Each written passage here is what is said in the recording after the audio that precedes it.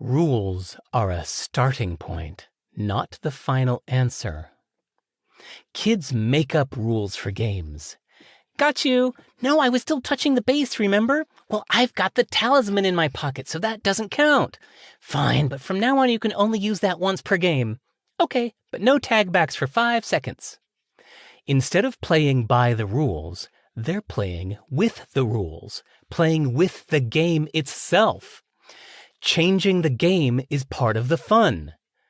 We can still do this. Rules set expectations and the terms of the game. They're a useful starting point, but they're not the final answer. Governments and businesses make rules, but those rules are as random as children's games, created by a similar process. A few people in an office, tired and wanting to break for lunch, agreed on something and haven't thought of it since. An assistant typed it into an official document. The person enforcing it just learned about it last week and doesn't really care but doesn't want to get in trouble. They treat these rules as true because it makes their job easier, but they're negotiable. Rules can be ignored. Sometimes if a rule's purpose is understood and respected, and the greater good is not harmed, it's irrational and immoral to follow that rule. My friend was part of a student protest in Chicago 35 years ago when he was 18 and was arrested for a few hours. 30 years later, he and his wife went for a vacation in Australia.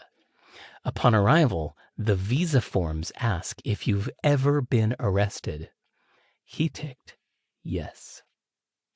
The border control guy at the airport wouldn't let him in the country and sent them back on the next flight to Chicago. They were devastated. Thousands of dollars lost. Vacation ruined. Before they left, the officer said, "Next time, make it easier for everyone.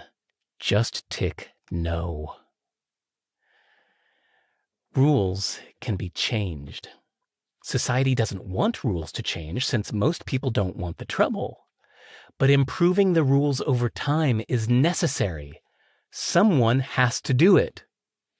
When the founding fathers of the United States of America were drafting the Constitution, it was assumed that this new country would have 3, 6, or 12 presidents. When someone proposed having only one president, most delegates were against it, since they had just left a kingdom and wanted nothing like a king. The issue was debated for weeks before finally agreeing by a 7-3 vote to have just one president.